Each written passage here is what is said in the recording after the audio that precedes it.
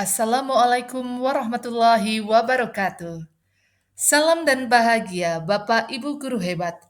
Video ini merupakan demonstrasi kontekstual 1.1.A6 pada modul 1.1.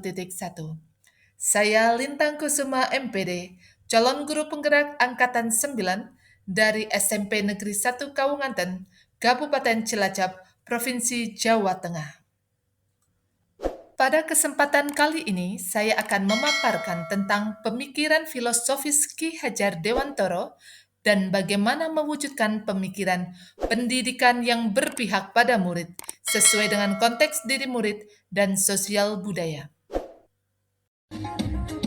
Ki Hajar Dewantoro menjelaskan bahwa tujuan pendidikan yaitu menuntun segala kodrat yang ada pada anak-anak agar mereka dapat mencapai keselamatan dan kebahagiaan yang setinggi-tingginya, baik sebagai manusia maupun sebagai anggota masyarakat.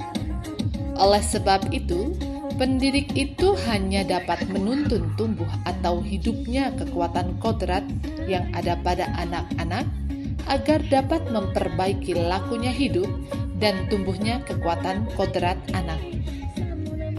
Bapak dan Ibu guru hebat, sesuai dengan pemikiran Ki Hajar Dewantoro, peran kita sebagai seorang pendidik yang pertama adalah sebagai penuntun. Dalam proses menuntun, anak diberi kebebasan, namun pendidik sebagai pamong berperan memberi tuntunan dan arahan agar anak tidak kehilangan arah dan membahayakan dirinya. Yang kedua, dalam menuntun laku dan pertumbuhan kodrat anak, Ki Hajar Dewantoro mengibaratkan peran pendidik seperti seorang petani atau tukang kebun, di mana anak-anak itu seperti biji tumbuhan yang disemai dan ditanam oleh Pak Tani atau Pak Tukang Kebun di lahan yang telah disediakan. Yang ketiga, peran seorang guru adalah pendidik budi pekerti. Dalam hal ini, pendidikan berkewajiban dan berkuasa menebalkan segala tulisan yang suram dan yang berisi kebaikan agar kelak nampak sebagai budi pekerti yang baik. Peran pendidik yang terakhir adalah berkaitan dengan pemikiran Ki Hajar Dewantoro tentang pendidikan yang berhamba pada anak, yaitu bahwa pendidikan berpihak pada murid, di mana guru hendaknya menyesuaikan pembelajaran sesuai dengan kodrat alam dan kodrat zaman yang dimiliki oleh murid. Bapak Ibu guru hebat, Ki Hajar Dewantoro hendak mengingatkan pendidik bahwa pendidikan anak sejatinya menuntut anak mencapai kekuatan kodratnya sesuai dengan kodrat alam dan kodrat zaman. Bila melihat dari kodrat zaman, pendidikan saat ini menekankan pada kemampuan anak untuk memiliki keterampilan abad 21. Sedangkan dalam memaknai kodrat alam, maka konteks lokal sosial budaya murid di Indonesia Barat tentu memiliki karakteristik yang berbeda dengan murid di Indonesia Tengah atau Indonesia Timur. Ki Hajar Dewantoro menegaskan juga bahwa didiklah anak-anak dengan cara yang sesuai dengan tuntutan alam dan zamannya sendiri. Artinya, cara belajar dan interaksi murid abad ke-21 tentu sangat berbeda dengan para murid di pertengahan dan akhir abad ke-20. Di sisi lain, kodrat alam Indonesia dengan memiliki dua musim, yaitu musim hujan dan musim kemarau, serta bentangan alam mulai dari pesisir pantai hingga pegunungan, memiliki keberagaman dalam memaknai dan menghayati hidup. Demikian pula dengan zaman yang terus berkembang dinamis, mempengaruhi cara pendidik menuntun para murid. Bapak Ibu guru hebat, filosofi Ki Hajar Dewantoro mengenai asas trikon yang terdiri dari kontinuitas, konvergensi, dan konsentris dapat dilambangkan sebagai sistem tata surya, di mana murid digambarkan sebagai planet yang mengorbit pada matahari dalam garisnya masing-masing. Hal ini sejalan dengan penjelasan dari Syahril 2018, di mana setiap planet berevolusi dengan kecepatan yang berbeda-beda, namun tak pernah berhenti bergerak. Bapak Ibu guru hebat, setelah mempelajari modul 1.1 tentang filosofi pendidikan nasional Ki Hajar Dewantoro, saya percaya bahwa saya bisa mengkontekstualisasikan penerapan tersebut dalam pendidikan di sekolah saya, baik dalam kegiatan pembelajaran, ekstrakurikuler, dan dalam pembentukan karakter murid. Dalam hal ini, strategi saya dalam mewujudkan pemikiran Ki Hajar Dewantoro adalah dengan menerapkan pendidikan yang berpihak pada murid. Menurut Ki Hajar Dewantoro, pendidikan yang berpusat pada murid merupakan pendidikan yang menekankan pada minat, kebutuhan, dan kemampuan anak dengan melakukan pendekatan yang didasari rasa cinta kasih. Menurut saya, dalam pembelajaran di kelas atau di sekolah, guru hendaknya menyesuaikan pembelajaran sesuai dengan kodrat alam dan kodrat zaman yang dimiliki oleh murid-murid.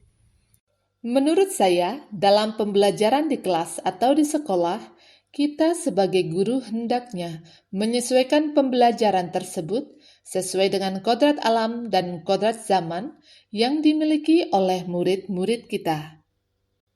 Contoh dalam kegiatan pembelajaran adalah dengan menerapkan pembelajaran kolaborasi, diskusi, demonstrasi, pembelajaran berbasis proyek, dan pembelajaran yang memanfaatkan What do IPTEK. you think about our English teacher?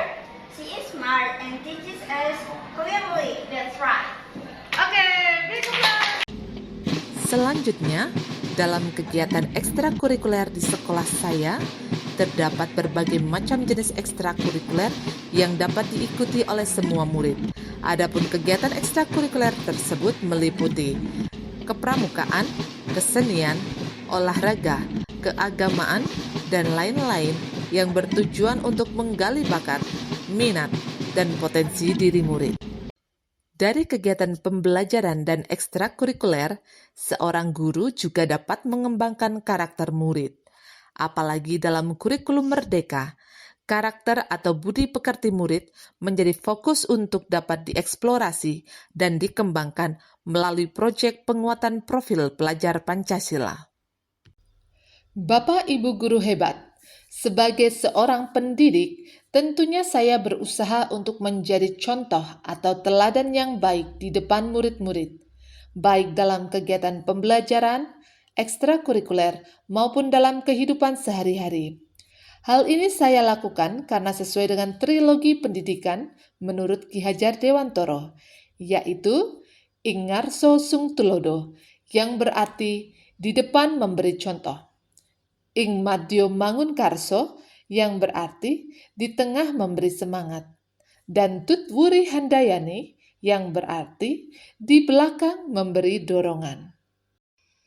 Bapak Ibu guru hebat, dalam penerapan pemikiran Ki Hajar Dewantoro, menurut saya terdapat beberapa tantangan yang telah saya sertakan solusinya, yaitu 1. Pembelajaran masih ada yang berpusat pada guru. Solusinya adalah dengan pembelajaran yang berpusat pada murid. 2. Pembelajaran masih berbasis pada buku teks. Solusinya adalah dengan pembelajaran kontekstual dan bermakna. 3. Kegiatan belajar yang monoton. Hal ini dapat dihindari dengan melakukan kegiatan belajar yang berdiferensiasi dan bervariasi. 4. Pembelajaran masih bersifat individual. Solusinya adalah dengan pembelajaran kolaborasi. 5. Perkembangan dan kemajuan zaman. Solusinya yaitu dengan pembelajaran yang menerapkan keterampilan abad 21 dan IPTEK, serta menyertainya dengan pendidikan karakter. Dan yang terakhir adalah peningkatan kompetensi guru. Solusinya adalah dengan mengikutsertakan guru dalam pendidikan, pelatihan, seminar, dan bahkan seorang guru dapat mengupgrade pendidikannya ke jenjang yang lebih tinggi. Ini tentunya sesuai dengan konsep belajar sepanjang hayat. Hal terakhir ini juga telah saya terapkan pada diri saya dan sebagai hasilnya, saya telah menyelesaikan pendidikan S2 saya tahun yang lalu. Bapak Ibu guru hebat, saya rasa cukup sekian pemaparan saya tentang demonstrasi kontekstual pemikiran Ki Hajar Dewantoro. Semoga bermanfaat dan apabila ada kesalahan saya mohon maaf. Terima kasih, salam guru penggerak. Tergerak, bergerak, menggerakkan. Wassalamualaikum warahmatullahi wabarakatuh.